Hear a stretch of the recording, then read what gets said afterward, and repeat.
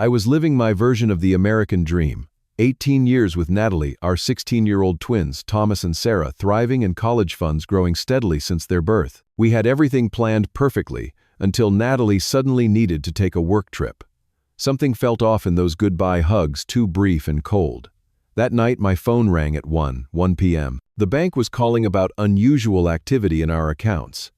My stomach dropped as I logged in and saw the truth. Before I tell you how my world collapsed that night, let me know where you are watching from. Hit that subscribe button if you have ever had that gut feeling something was not right in your relationship. Trust me, what happens next changed everything. Natalie and I met in college when we were 20. She was the beautiful marketing major who somehow noticed me, the awkward computer science guy, always hunched over a keyboard. We got married at 22 right after graduation, young and full of dreams. Everyone said we were rushing things, but we knew what we wanted: a stable home, good careers, and eventually children. 8 years into our marriage, we were blessed with twins, Thomas and Sarah. The day they were born, I opened college savings accounts for both of them. Every month without fail, Natalie and I deposited money into those accounts, watching them grow just like our children. It became our tradition to show the twins their statements once a year on their birthdays, explaining how compound interest worked and why education mattered so much to us. We bought our suburban home 12 years ago, a 4-bedroom colonial with a big backyard where the kids could play. The mortgage was steep, but my job as a software engineer at a stable tech company provided well, and Natalie was climbing the ranks at her marketing firm. We were comfortable, not wealthy, but secure, in knowing we were building something meaningful for our family. Thomas took after me, quiet and thoughtful, always taking things apart to see how they worked. By 14, he was building his own computers and teaching himself coding languages I had never even heard of. Sarah was more like Natalie, outgoing and creative, her room filled with canvases and sketches, her social calendar always full. They were good kids, smart and kind, the center of our world. 3 months ago, we celebrated our 18th wedding anniversary with a small gathering at our home. Friends brought dishes, we drank wine in the backyard, under string lights, and Natalie gave a toast about how lucky we were to have found each other so young. I remember watching her that night, thinking about how beautiful she still was, and how fortunate I felt to be her husband. I had no idea everything was already unraveling. Looking back now, I can see the signs started about 6 months ago. Natalie began changing her appearance subtly at first. New clothes appeared in her closet, more stylish and expensive than what she usually wore. She changed her hairstyle, adding highlights, and getting it cut in a trendy bob that framed her face beautifully. She joined a new gym, and suddenly had early morning sessions with a personal trainer 3 times a week. I initially thought it was great. Approaching 40 can make anyone want to refresh their look. But then came the changes in her schedule. Work meetings stretched later into evenings. Weekend conferences became frequent. Her phone became a fortress, password changed from our anniversary date to something I did not know. When I would walk into a room, she would quickly switch screens on her laptop or phone. The physical distance grew too. Kisses became pecks on the cheek. Date nights I suggested were rescheduled, then canceled altogether. Our conversations stayed on the surface level, focused on logistics and the kids. When I asked if everything was okay, she always had a ready explanation. A difficult client pressure from her boss, exhaustion from her new workout routine. 3 weeks before everything fell apart, Natalie missed the twins' 16th birthday dinner, calling at the last minute to say she needed to entertain clients. I saw the disappointment in Thomas and Sarah's eyes as we sang happy birthday at a table with an empty chair. That night, after the kids went to bed, I tried again to talk to Natalie about my concerns. When she finally came home, she dismissed them, saying I was being paranoid and that her career was finally taking off after years of putting family first. I chose to believe her because the alternative was too painful to consider. The work trip announcement came out of nowhere. Natalie came home on a Tuesday and announced she needed to leave Thursday for a 2-week international business trip, something about expanding their marketing reach into Southeast Asian markets. When I asked for details, her answers were vague. The specific countries kept changing in her explanation. The client names were mentioned but quickly forgotten. When I offered to help her research the places she would visit, she brushed me off, saying the company had arranged everything. I watched her pack with a knot in my stomach. She bought new luggage, sleek hard-shell cases I had never seen before. The clothes she packed were all new, 2 tags, still on some of them. She spent most of the packing time on the phone in our bedroom with the door closed. The morning she left her goodbye to the twins was rushed. Sarah tried to hug her, but Natalie was checking her phone, only half present for the embrace. Thomas, always perceptive, just stood back and watched, his expression unreadable. When it was my turn for a goodbye, she gave me a brief hug and a distracted kiss on the cheek. As I watched her climb into the taxi, that knot in my stomach tightened. 18 years of marriage gives you a sixth sense about your partner. Something was wrong, but I still could not bring myself to believe the worst. I told myself I was overreacting, that my insecurities were getting the best of me. For the first few days after she left, communication was sporadic. Brief texts saying she had arrived safely, complaints about jet lag, excuses about poor internet connection. The kids noticed her absence but carried on with their routines. I threw myself into work and trying to keep our home running smoothly. Then came the night that changed everything. I was getting ready for bed when my phone rang at 1:01 p.m. The screen showed our bank name, and immediately my heart started racing. Banks do not call that late unless something is wrong. The representative identified himself and asked if I had authorized several large transfers from our accounts earlier that day. When I said no, he began listing the transactions: our joint savings account emptied, Thomas's college fund liquidated, Sarah's college fund cleared out. The only account untouched was our mortgage account. With shaking hands, I hung up and logged into our banking portal. The representative was right. Nearly 20 years of careful saving gone in a single day. Over $200,000 vanished. I called Natalie repeatedly, but her phone went straight to voicemail. In a panic, I ran to our bedroom and began searching through her things, something I had never done in our entire marriage. In her desk drawer beneath some papers, I found a handwritten note on her personal stationery. I need to live my truth. I am sorry. 5 words. 18 years reduced to 5 cold words. I locked myself in the bathroom and had the worst panic attack of my life. I could not breathe, could not think, could not process what was happening. When I finally collected myself enough to continue searching, I checked our shared cloud account and found airline confirmations. She had forgotten to delete one-way tickets to Bali, Indonesia. Not for one person, but for 2. The second ticket was for Alexander Parker. Alex. Her coworker, the one she mentioned occasionally with professional admiration. I found their messages, hundreds of them going back months. Plans made, promises, exchanged a future envisioned together with our family savings, funding their new life. I sat on our bedroom floor until sunrise, surrounded by evidence of her betrayal, trying to comprehend how thoroughly she had destroyed our life together. That night was the longest of my life. After discovering the extent of Natalie's betrayal, I cycled through emotions I did not know a human could experience simultaneously.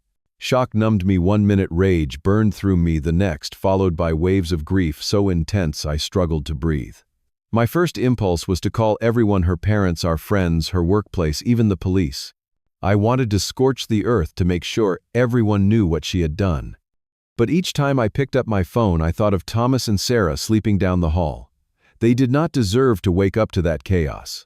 They needed me to handle this with whatever dignity I could muster. At 3 a.m., I finally called my brother Jake. He and I had always been close, and he lived only 30 minutes away. I barely got the words out before he said he was on his way. He arrived still wearing sweatpants and a faded college t-shirt, his hair uncombed, eyes alert with concern. We sat at my kitchen table until dawn, mugs of coffee growing cold, as I showed him the evidence and tried to process what had happened. Jake, who worked in finance, immediately helped me make a list of accounts to freeze and actions to take first thing in the morning. "You need to talk to a lawyer before you do anything else," Jake insisted. "This is theft, Cullen, not just a marital dispute. And you need to protect what assets you have left." By sunrise, we had a plan. Jake would stay to help with the twins while I met with an attorney his company used for family matters. The hardest part would be telling Thomas and Sarah their mother had abandoned them and stolen their future in one calculated move. I heard the twins moving around upstairs around 7, their typical morning routine underway. Jake squeezed my shoulder and nodded encouragingly as I steeled myself for the conversation ahead. The moment Thomas and Sarah came downstairs and saw Jake sitting at our kitchen table on a weekday morning, they knew something was wrong. Thomas stopped at the bottom of the stairs, his hand gripping the railing. "It's about Mom, is not it?" he asked quietly, his face already showing he suspected something serious. Sarah moved closer to her brother, unconsciously seeking protection from whatever news was coming. I gestured for them to sit down and took a deep breath. Your mother has left us, I said, choosing my words carefully. She took money from our accounts yesterday, including your college funds, and she is not coming back. I decided to spare them the details about Alex Parker for the moment. The financial betrayal was devastating enough. Sarah's face crumpled immediately, tears streaming down her cheeks. What do you mean? She is not coming back. People do not just leave their families. Her voice rose with each word, ending in a sob that broke my heart all over again. Thomas sat completely still, his face pale but composed. After a long moment, he asked, "How much did she take?" When I told them the amount, Sarah gasped. Thomas simply nodded, as if confirming something he had already suspected.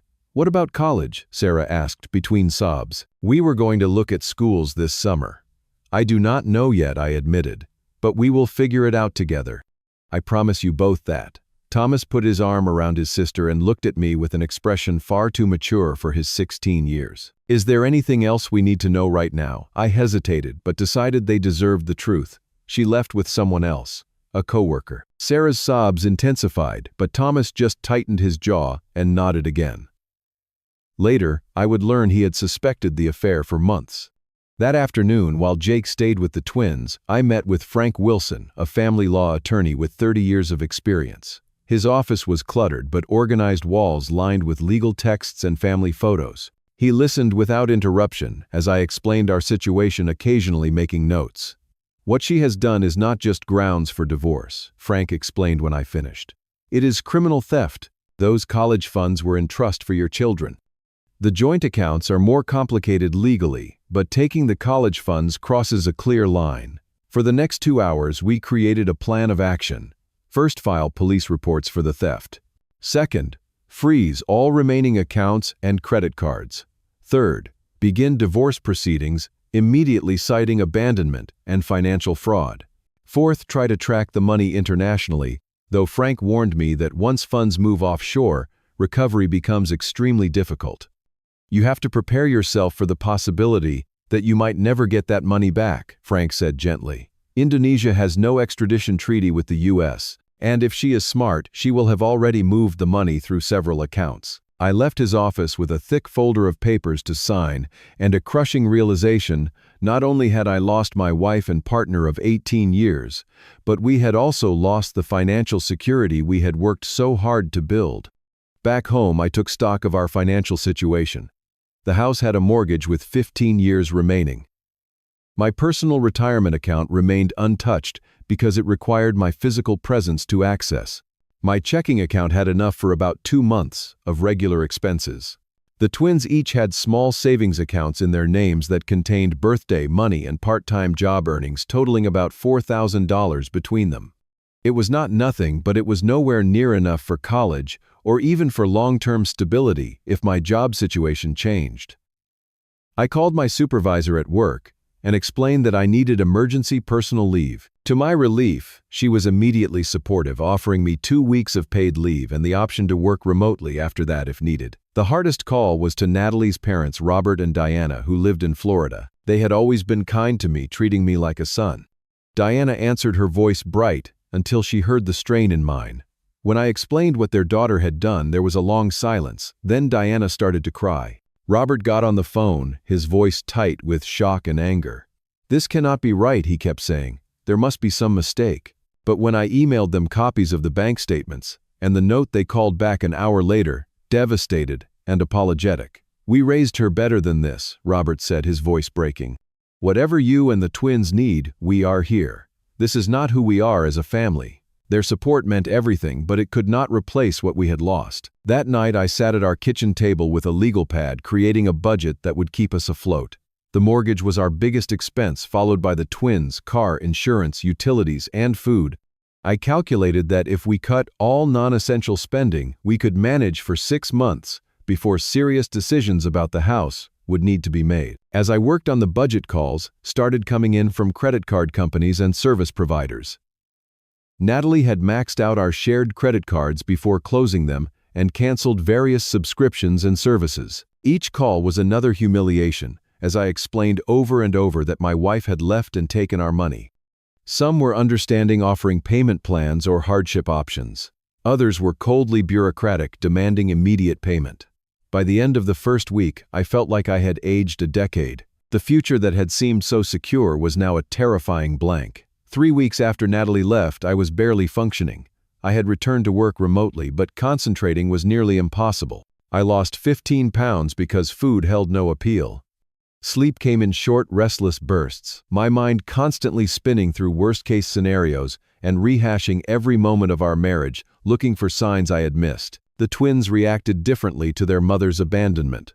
Sarah's initial shock gave way to intense anger. She tore down photos of Natalie from her bedroom walls and refused to respond to the single text her mother had sent from an unknown number, simply saying, "I love you both, and hope someday you will understand." Thomas withdrew into himself, spending hours at his computer or helping me sort through financial documents. He took on extra responsibilities around the house without being asked, often making dinner when I was too overwhelmed to think about cooking. I worried about him keeping his emotions bottled up but did not know how to reach him. After numerous attempts to contact Natalie directly, I finally received an email not from her personal account but from a lawyer in Bali. The message was brief and devastating. Natalie had legally changed her name and was filing for divorce from Indonesia. She regretted the financial hardship, but felt she deserved happiness after sacrificing her dreams for the family for so many years. She would not be returning to the United States and requested that all future communication go through her attorney. That email broke something in me. After the twins went to bed that night, I went to the garage and completely lost control. I smashed old paint cans against the wall, kicked over toolboxes, and threw a hammer through the side window of my car. 18 years of partnership reduced to a cold legal letter about her right to happiness. The unfairness of it all overwhelmed me, and I collapsed among the destruction I had created, sobbing like a child. I do not know how long I sat there before I heard the garage door open. Thomas stood in the doorway, barefoot in his pajama pants and t-shirt, staring at the chaos. I expected shock, disappointment, maybe even fear at seeing his father so completely undone. Instead, he carefully picked his way through the debris and sat down next to me on the cold concrete floor. For a long moment, he said nothing, just sat with his shoulder pressed against mine, offering silent support. Then, in a voice steady beyond his years, he said, "Dad, do not worry. We are going to be okay." I looked at him through swollen eyes, unable to understand how he could possibly believe that. Thomas took a deep breath. "I need to show you something. I have been waiting for the right time, but I guess this is it." He pulled his phone from his pocket and opened a password-protected folder. Inside were dozens of screenshots dating back 4 months' text messages between Natalie and someone saved as AP that Thomas had glimpsed while helping his mother with a computer issue. Photos of credit card statements showing purchases at hotels on days she claimed to be working late, screenshots of location data showing her phone at addresses that were not her office. I knew something was wrong, Thomas explained quietly. She changed all her passwords, but she used the same pattern she always does, so I figured them out. I did not want to believe it at first, but then I saw a reservation confirmation for 2 people to Bali. I was going to tell you that weekend, but then she left suddenly, and everything happened so fast. I stared at my 16-year-old son, stunned by his foresight and technological savvy, but more importantly, by his strength. "Why did not you tell me sooner?"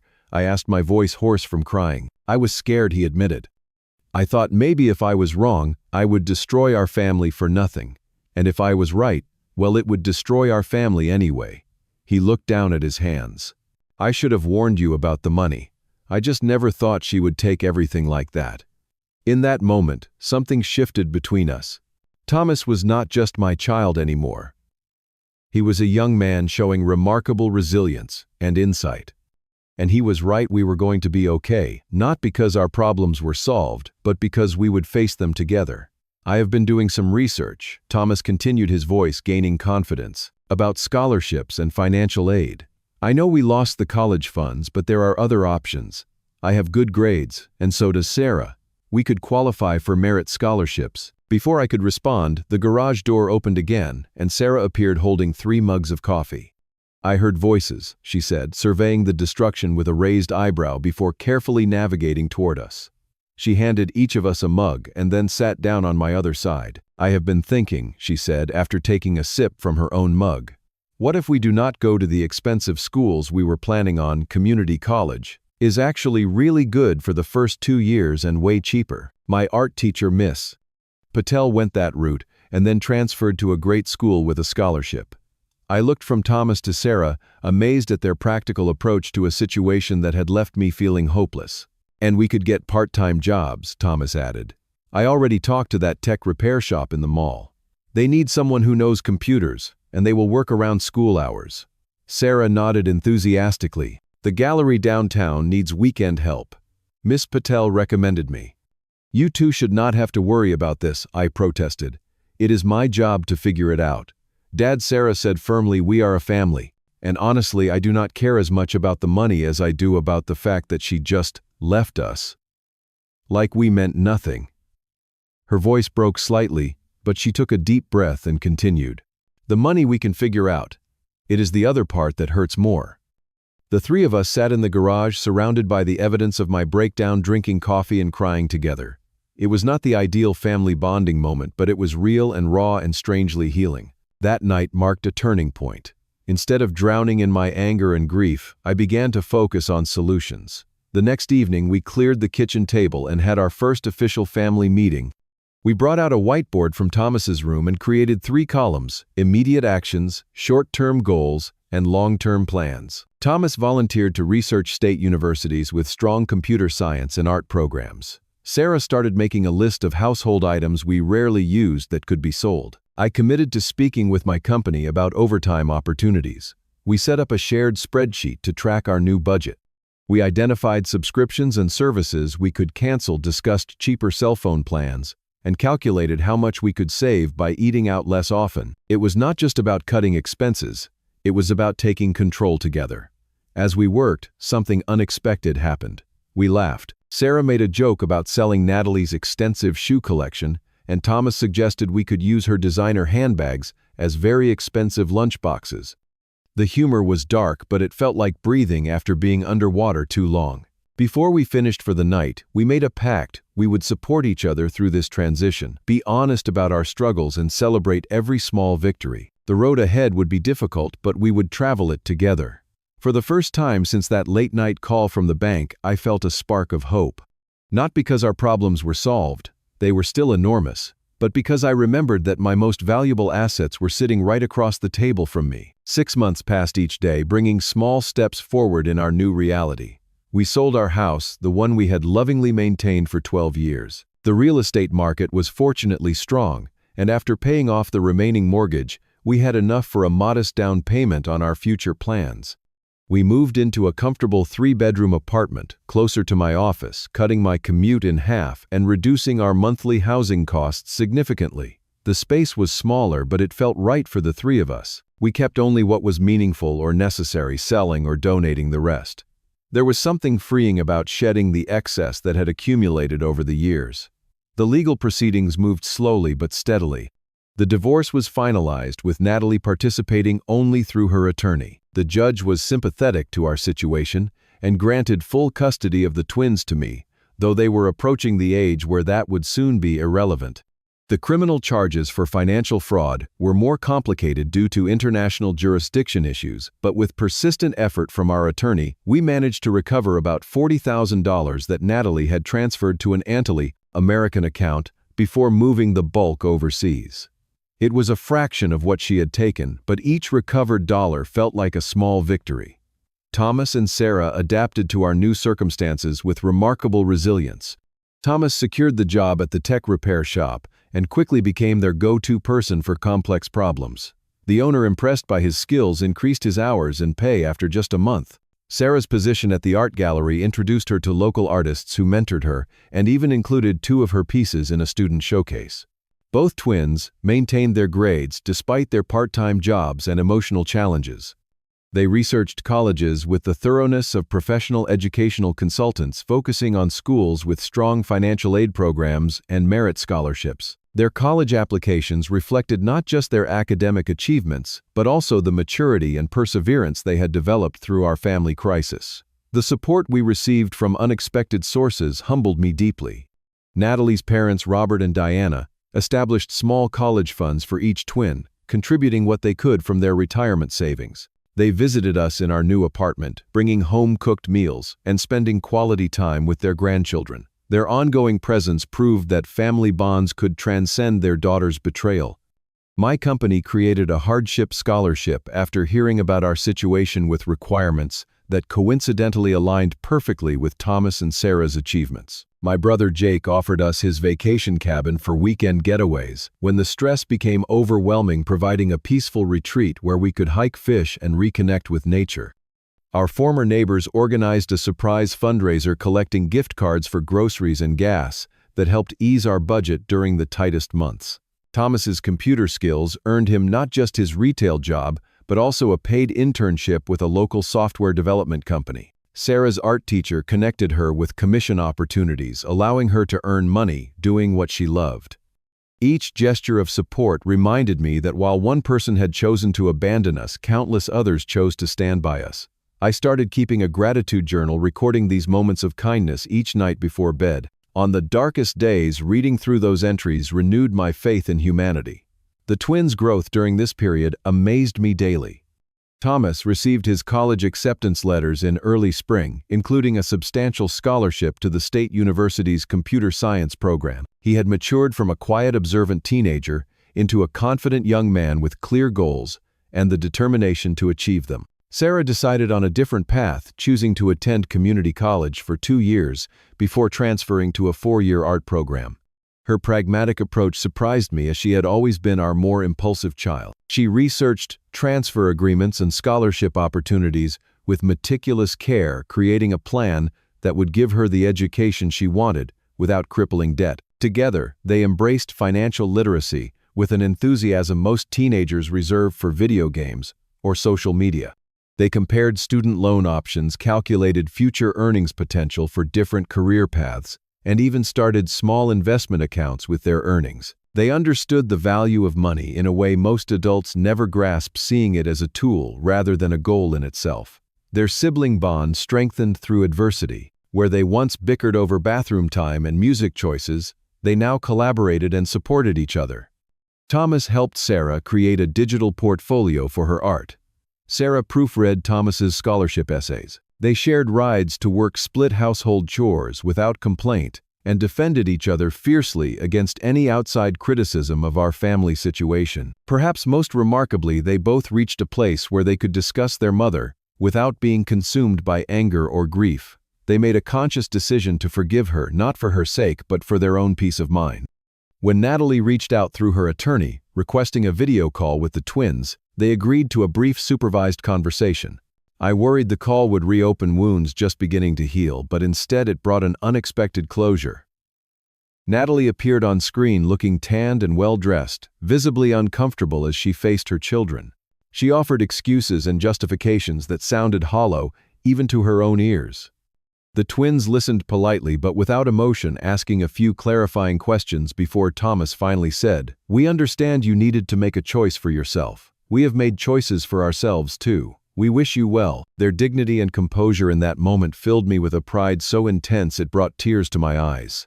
My own journey from devastation to resilience took longer, with more detours through anger and self-doubt.